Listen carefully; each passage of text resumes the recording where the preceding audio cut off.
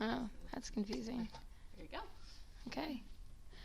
Today I'm going to be researching the relationship between Western men and Japanese women, specifically looking at dynamics of oppression and sexuality.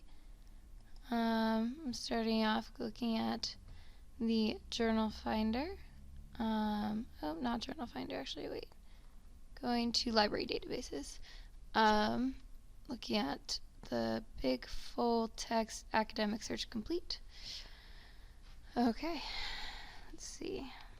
I'm going to use quotes and type in Japanese women in one field. And in the next field, I'm going to do, again, in quotes, Western men.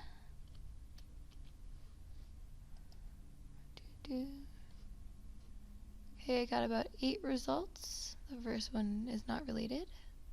It has something to do with, I have absolutely no idea. Interracial intimacy in Japan, Western men and Japanese women, 1543 to 1900. Okay, this looks like it's a review of a book, though. Might be interesting, though, to see what exactly it's talking about. But wait, before I click on it, there's a couple reviews for it. Alright. Let's look at one and see what happens. See if they have the full text.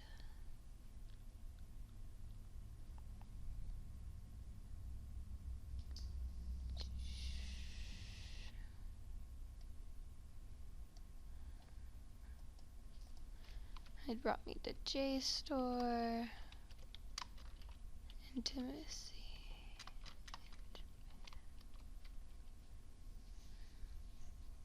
Okay.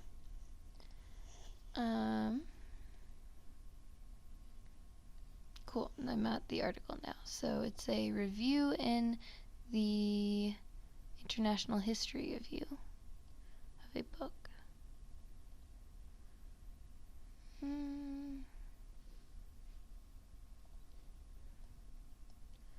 The object of the book is to write a general history in English on the interrelationship between Western males and women in Japan, one of the societies in Asia that managed to escape colonization.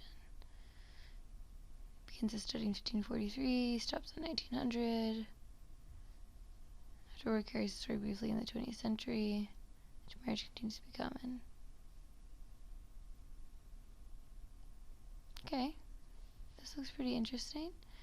I think I'm going to save the name of the book for now and then come back to it and maybe see if I can find it in the library on interlibrary loan, potentially. One thing is I'm not sure what year the book was published, but considering all the reviews are about it in 2005, I'm guessing it's going to be around then. Going back to my search results from before, let's see, the other articles include Bloopers of a Geisha, Male Orientalism and the Colonization of Women's Language. That looks interesting. I think it's looking at, let's see, concept of Orientalism.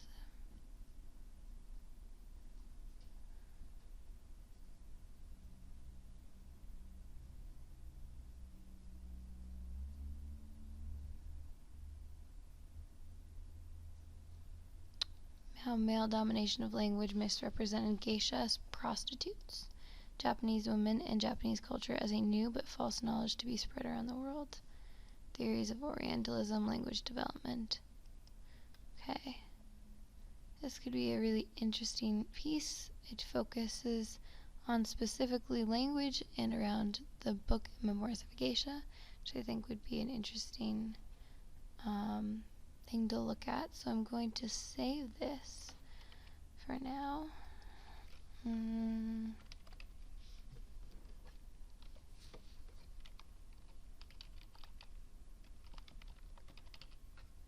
Send. Perfect. Oh, and it's written by somebody who seems, they have a Japanese name too, which is nice, because a lot of times that is not necessarily the case.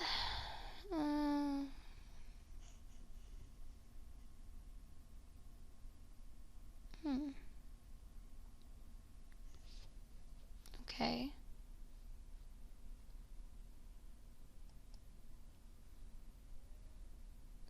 Next article I looked at for my search was Gender, Modernity, Eroticized Internationalism in Japan.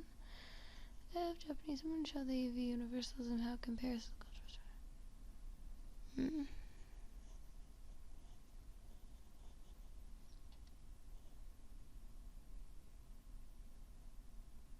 I think this is related. This specifically is looking at the economic side of how economics intersect with the relationship between Western men and Japanese women. It's an ethnography.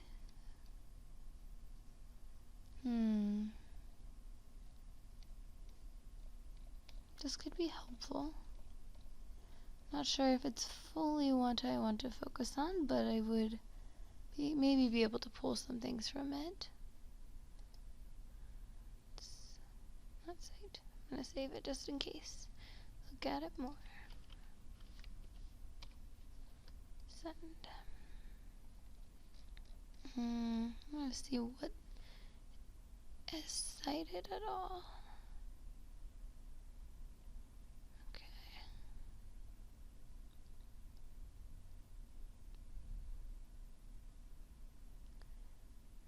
Okay, there's, looking at the works cited of this piece, there are some articles on Japanese feminism.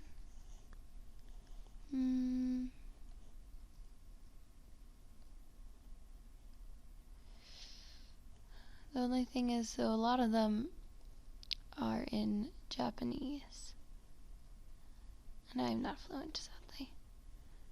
Americans who don't know the Japanese who don't know the Americans. 日本人を知らないアメリカ人、アメリカ人を知らない日本人。Interesting.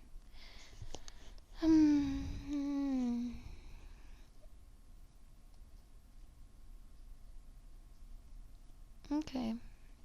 Yeah, I think that's an issue that I will be looking at more, is how a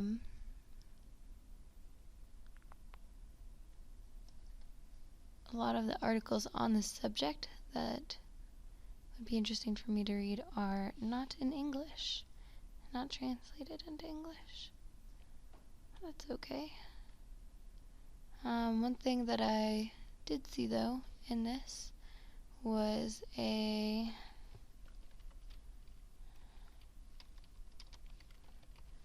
article on the film Butterfly.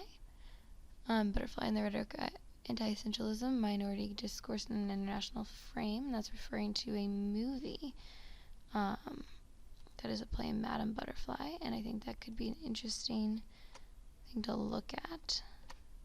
And so I'm searching for it on Google Scholar to see if it comes up. Results.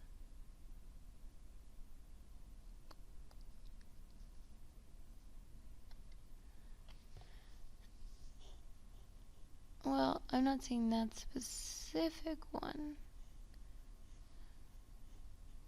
but other related interesting pieces.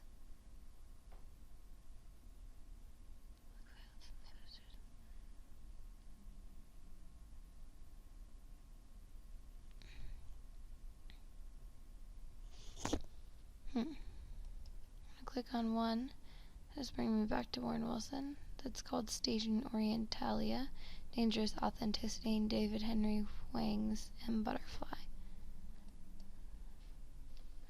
I'm not really sure if I want to focus on media representations, because this is the second of two. Oh, really?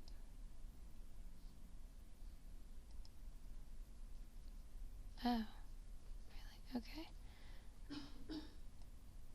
That focus on media but I think that is an interesting perspective to explore, at least.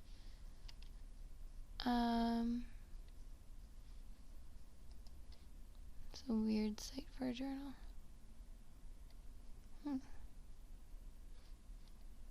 Make me look at it through Scribd. That's weird. Whatever. Okay. The other key word here that I'm finding as I'm looking through these sources is Orientalism. So I think that's potentially for my next search one of the words I might want to use. Especially because it's a sociological frame, and that's how I look at research. So through sociology. Okay, so staging Oriental. First Broadway production of Playwright.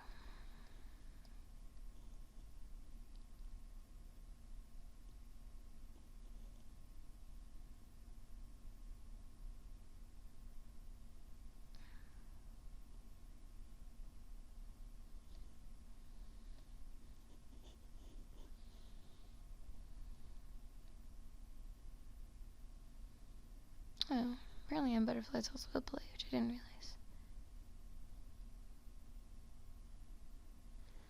Okay, this is not necessarily fully what I'm looking at. Looking at how it reinscribes racial identity.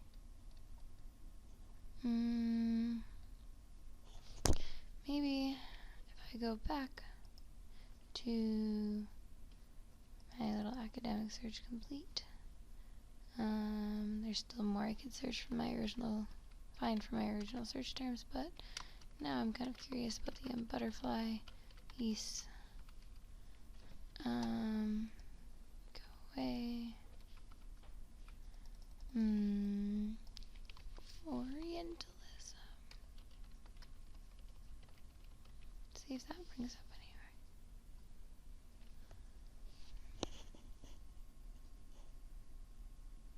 Symbolic violence and the fetishism of the sublime. That could be good. I'm just gonna open that for now.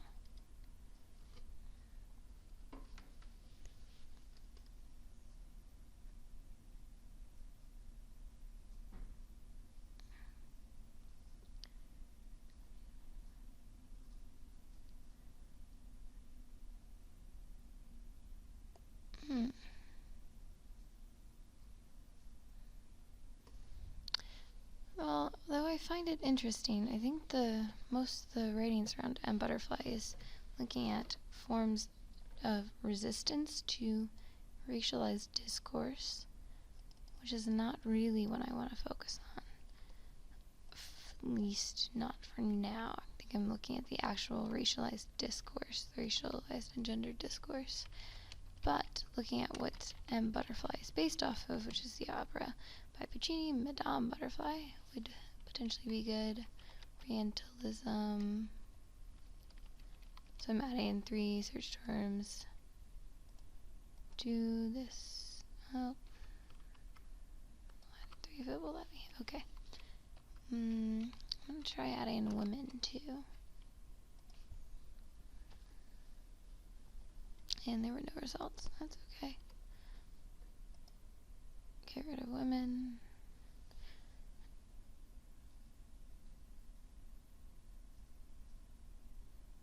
And the flight of the Japanese butterfly, Orientalism, nationalism, and the performances of Japanese womanhood. I think that one seems good. I think the reason why I'm focusing on Madame Butterfly is because it's a piece that is on Japanese women. One of the first hallmark pieces, and it's from the Western perspective, the Western male perspective.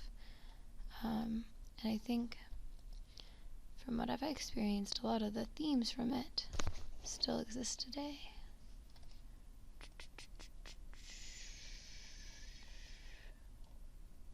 Additional form.